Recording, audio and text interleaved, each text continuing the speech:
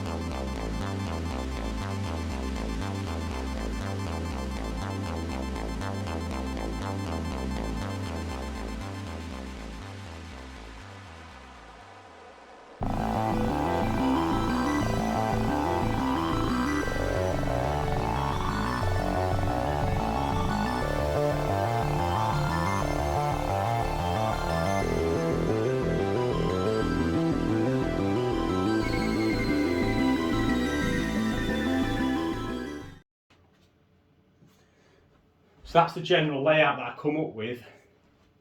So let's have a look on your view on the camera. So one side you can see it's got the pointed towards each other, and then the other side's kind of a flat rock work with some like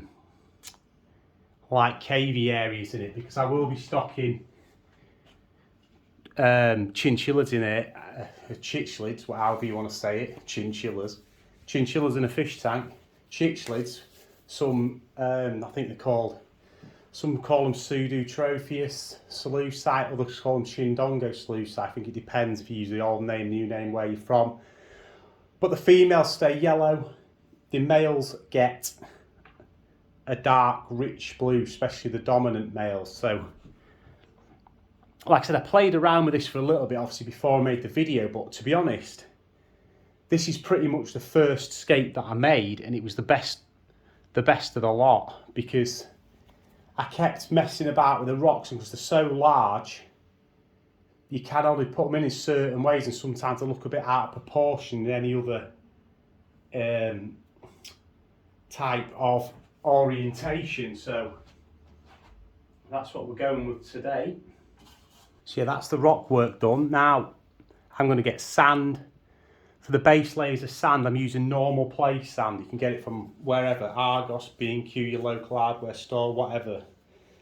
So it's just going to be a sand bottom layer, and I am going to get some finer grain sand to skim over the top so it's not so uniform, but I haven't got that yet. So this is just the base scape that I'm doing today. So let's get some sand. So I've got the first bucket of sand here. I washed this first bucket to see how dirty the sand was going to be, but it's not that dirty, so I'm not going to bother washing the rest of it. Well, I'm not sure how I'm going to get this into this tank without slopping it all over the place, so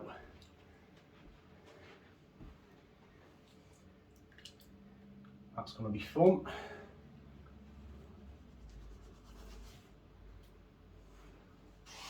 It's too heavy to just lift and pour in.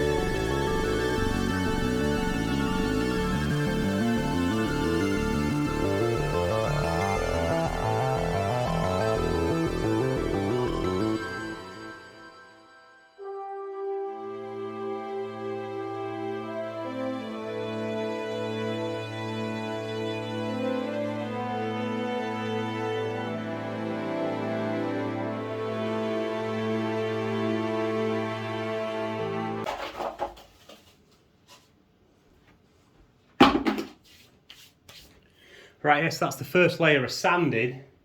It's a bit high at the front, but because it's wet, it's hard to manipulate it. So once it's got a little bit of water in it, it'll be a lot easier to move about. But I'm going to just pour it in from the second bag because it won't that dirty. It'll be a lot easier to deal with when it's dry. So as you can see now, I've filled it up with water. It's a couple of days later now. As you see, the sand's now flattened out. It's taken a couple of water changes to clean it up, and I had an extra polishing filter running in there for a day or so with just some what you call like fine wool to take all the particles out. The very fine dirt and sand particles are in there from not washing the sand. As you can see above, I've made 2 light stands, and it's currently lit by 2 15-watt LEDs. They're just bought off Amazon for cheap. They were like £15–20 for them both.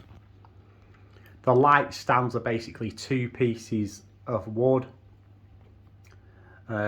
just screwed together, and then obviously the light screwed to it with a hole drilled into it, the cable running along the top and down the back, then obviously plugged in. Very simple, very easy to make. 2 pieces of wood, couple of screws and a drill bit, and you can make them yourself easy enough. I'm going to see what these light looks like long term. I might end up buying a proper aquarium light, you know, one of the strip lights that goes all the way over, if I end up not liking the lighting on this once the fish are in there. I'll just put a little bit of plant in the top, just a floating plant. I think it's hornwort, just to see how it grows in there. I know in my other tank it grows like mad, and it can take over a bit, especially when it floats like that, but obviously it sucks up loads of nutrients and nitrate to keep the water quality good. So I think I'll probably end up getting some water lettuce or something for the top, and then hoping my fish don't eat it. But as I'm getting cichlids, there's a very high possibility they might like to eat things like water lettuce and whatnot, so hornwort might be a good one to keep in there. It's a bit stiffer bristle, they might not like eating it so much. But yeah, this is as far as I am now actually. just while I was doing the lights, I put some detail stones in there around the edge and up the pathway, just to give it some extra detail on the sand, so it's not so plain. And there's a closer look at the light stand I'll do around the back. It's just wedged in there at the minute because I don't want to drill the wall, as I've only just repapered it, so they're just kind of sat there with just a bit of polystyrene wedged in to wedge it up against the wall. And the tank, and obviously the tank's got a black background, which I can't remember if I mentioned previously, but it's just black window tint basically squeegeed onto the back. So that's where we are now. I'll give a final update. I'm getting a new heater today, so I'll put that on and I'll leave it a week or so.